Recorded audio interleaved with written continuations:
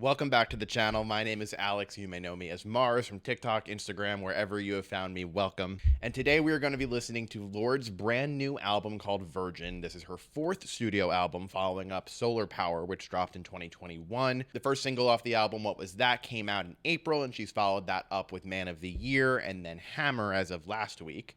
And the entire album is just 11 songs. We've already heard 3 of them. I am so unbelievably excited to listen to this because I feel like I've just been waiting for a new Lorde project pretty much since Melodrama came out because, you know, Solar Power wasn't exactly for me. It was a little too expansive, a little bit. It needed some guardrails. I needed some more structure to the project.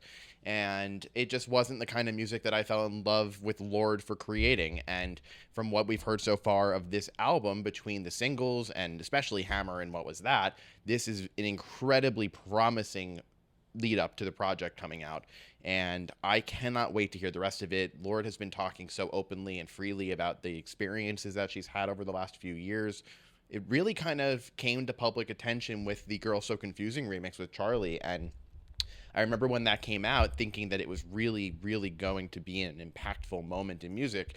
What I didn't expect was that it was going to lead us fully into the next Lorde era, and how everything that she discussed about her issues with her eating disorder and body dysmorphia and gender identity later on are what this new album Virgin is really all about.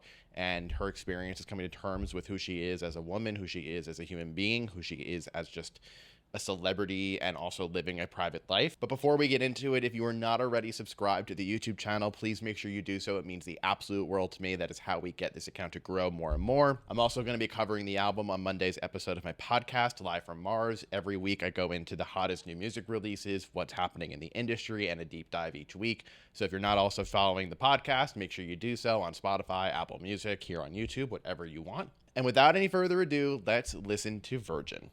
The vacillation between the left and the right is so sick to open the album. Curious rays and don't know if it's love or if it's ovulation when you're holding. Oh, I've also heard this song already. That way, since it came out last week, but like, I'm still getting thoughts. The mist from the fountain is kissing my neck. The liquid crystal is in my grip. Anyone so visual. with a snake tongue, I'll show him the chambers of my heart. I love the drop of Waiting for Heart. That pulsing all the way in the back is adding like a little bit of calm to this. The piano, normally like a calming instrument, one would say. Little twinkling in the back.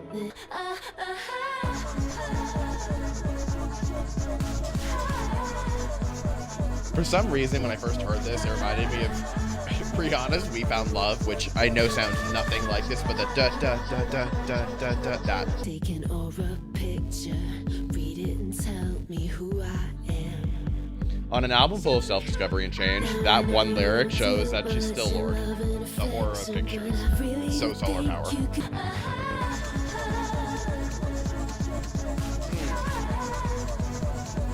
This is one that I really want to hear live.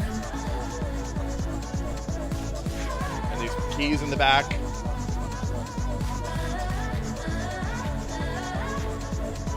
I hope my whoop doesn't think like I'm working out or something from the beginning. All right, so that was Hammer. Such a strong opener to the album. Having already heard this song with What Was That, with Man of the Year, and seeing the type of synths that they're using in this production, how they're way more industrial sounding than anything that I really hear from a main pop star that Lorde has done herself across her projects, it feels like this is going to be the palette that we're drawing from throughout the album, and I'm a huge fan of it personally. So I'm excited to see how they continue to use it throughout the songs I haven't heard yet.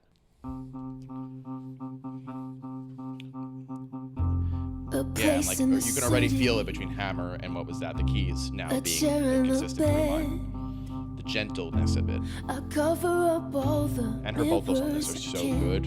See myself yet. I wear smoke like a wedding veil. Make a meal I won't eat. Step out into the street. When this song first came out, I couldn't believe how the Girl So Confusing remix really laid the groundwork for the narrative you get on this album, at least what it seems to be about. You know, when this song first came out, I was into it, and then I went through a little lull period with it. but it's still good. Like, it still hits, and weirdly is a song of the summer contender, kind of. Since I was 17, I gave you everything. Now we wake from a dream. Oh baby, what was that? It's so weird. Stare at their painted faces, they talk current affairs. Wait, Current Affairs? That's a song on the album. Her voice is so front and center and like so close to you that it feels almost like a breach of personal space. But I love that touch because she could be way back from the mic. She could be back here and you wouldn't get that same effect.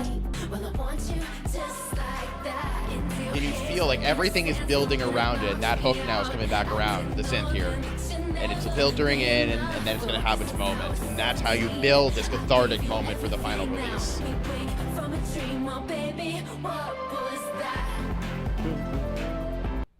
Chef's kiss. Great Lorde song, great introduction to the era. First, I felt like this song was a no-brainer. Then I felt like it was a little too reductive from what Melodrama and Pure Heroine stood as. And now hearing it back-to-back with Hammer, and what we're going to continue to get with listening to the project in order, I feel like it's going to make more sense within this context rather than outside of the album, and looking at her entire discography maybe made a little less sense. And you climb up in my room, we can't do anything. Production's making me like anxious a little. It's speeding up. Yeah, speeding up the pulse. Like everything is becoming a little bit more like raised and elevated. Like kind of feels like you're drowning slowly in a way, but it's like now we dropped.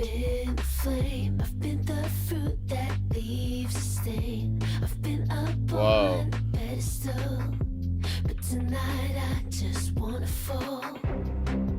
Damn, good writing.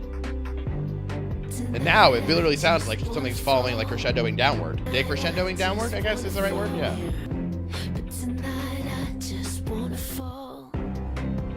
Drop out on fall. Nice text painting. Wow, and now these synths building back up.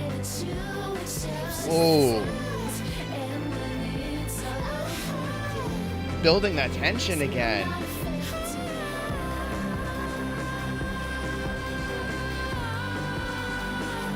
Nice run. I haven't heard her sing like that in a minute. Wow.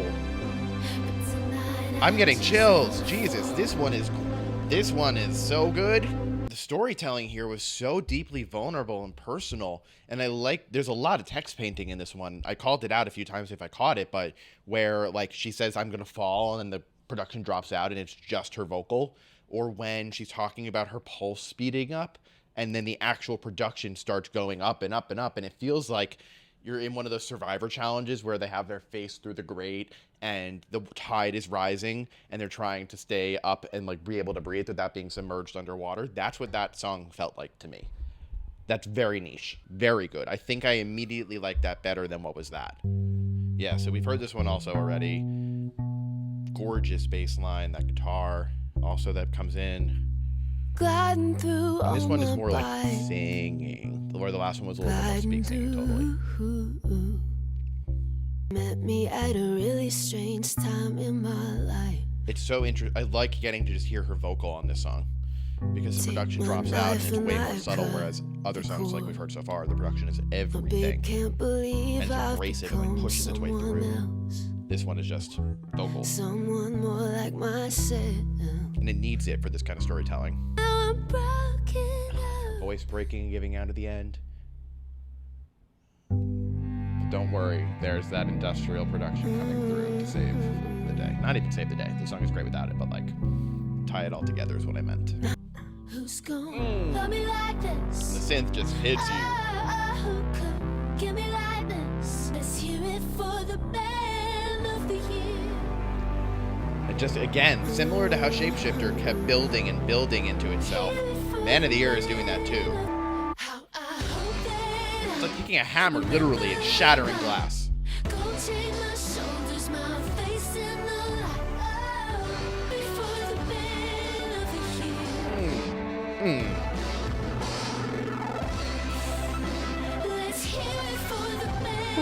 pull this out of? My issue with this one is that it ends right when it's starting to build into something, and now it just cuts out. And that was my issue with the song when I first heard it, is that it finally is building to that cathartic release, and I want to feel the explosion and then the come down. And I don't get it on that one. So that's why it's towards, like, it's not as strong for me, because I feel like it's missing something. And now this feels like calming again. It's interesting, you keep having that yin and yang of like the super industrial with the calming, more laid back production choices. I was a singer, you were my fan, when no one gave a damn. Oh! This is like a more straightforward pop song here. But Lorde vibes. You had a brother, I look like him. This is like a very poppy pre-chorus. Oh, cool. Yeah, nice.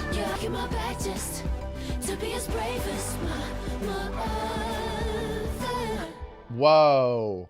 Breaking my back to be as brave as my mother. And to end the song on that, holy crap. I loved how she flipped the verses. I love how she flipped the lyrics each time about breaking her back, panic attack, and then breaking her back to be as brave as her mother, to change it each time. It's like a common tool that like Taylor uses, that country music is really big on, of having the story continue to evolve throughout the chorus, where you retain that same melody, but you change the songwriting here and there, so that way the story can evolve as the song progresses. And I never expect that kind of songwriting as much from Lorde, because it's so just straight diary entry and tons of just like very poetic lyrics that sometimes you have to dig a little deeper for the meaning, but this was a more obvious upfront choice, and I like the change of pace for sure.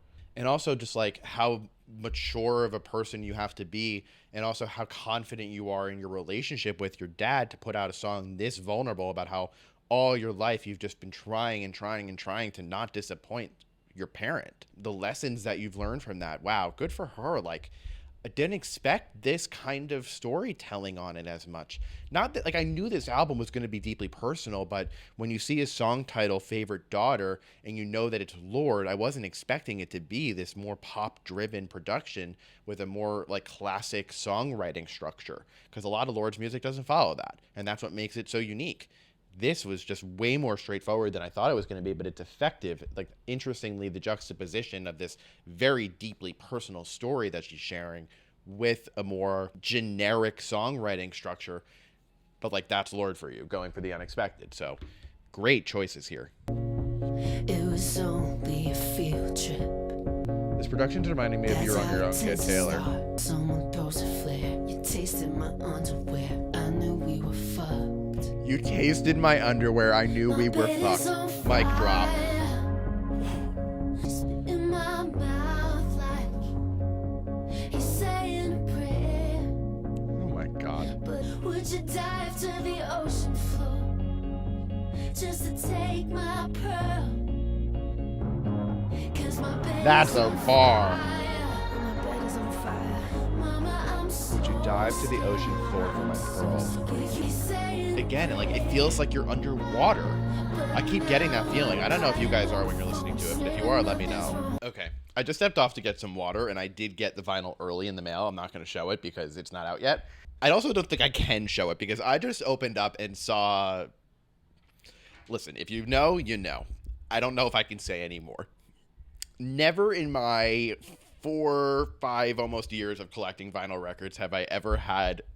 I've never had... You know what? We're just going to leave it at that. Yeah. We're moving on.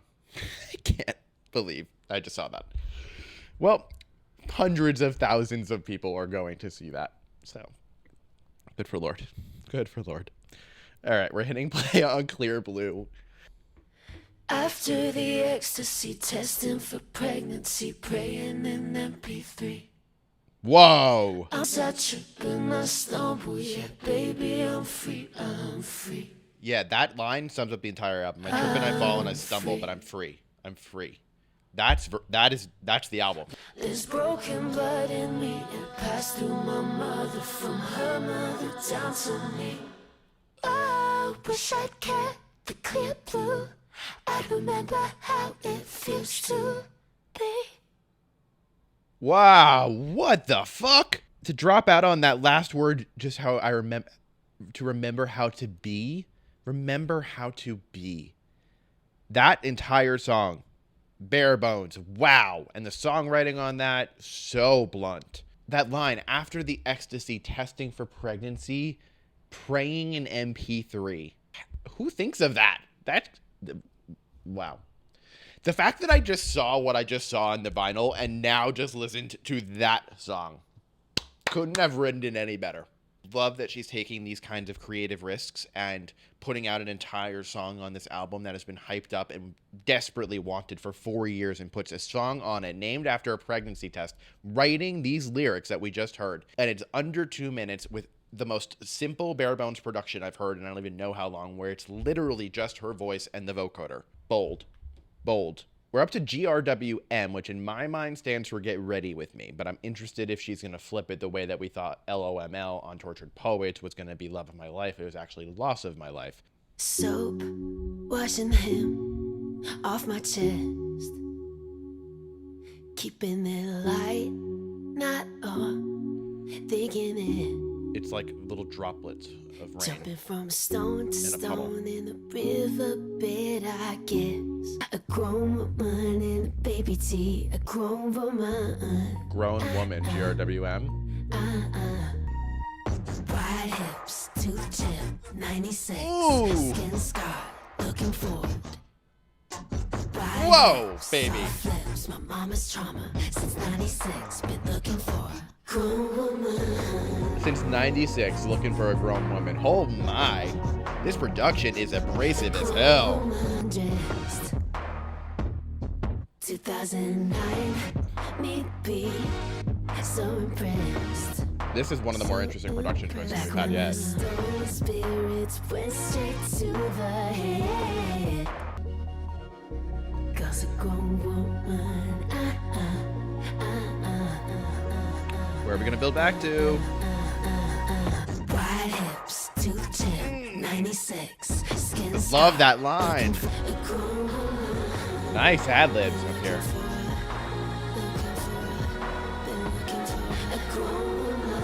A lot of these songs are fitting in a similar world where, like, they start off more bare, and then a layer and a layer and a layer, and they become bigger in themselves. Again, like, there's one line that in each one of these songs that just leaves me like, whoa. This one, it was wide hips, tooth chipped since 96. Like, come on. This is one of the more bold choiced productions that I've heard so far on the record. Felt great to strip, new waist to hip. I hate to admit just how much I paid for it. Did I call my it's just broken glass? Again, like a more straightforward poppy one, but To quit. songwriting is so vulnerable. It's hard to listen to at times. Months of bad luck, but what if it's just broken glass? Broken glass.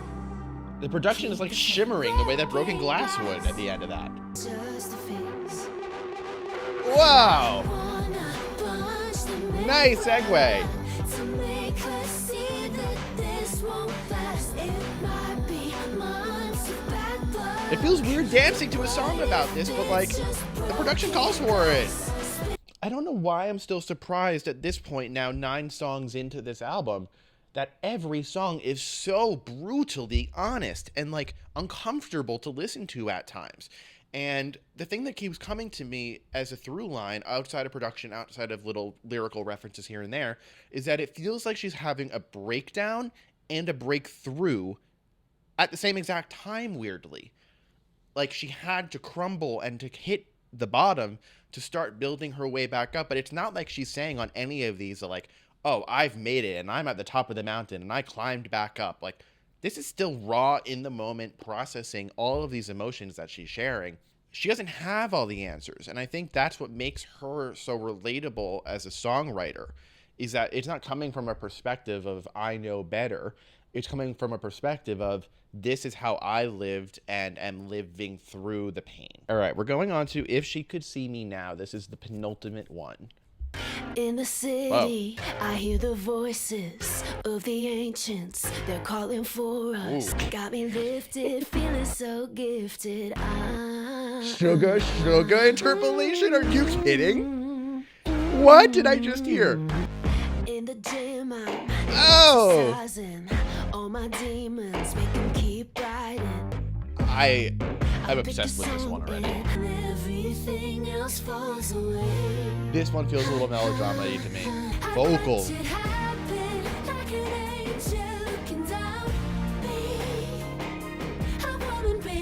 Now we're like dream poppy.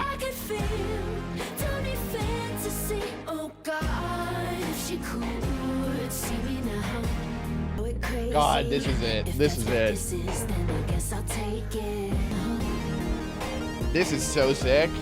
This song feels like the song of a champion. This song feels like a battle being like realized in one. That may be my favorite one yet. And we're at the last song.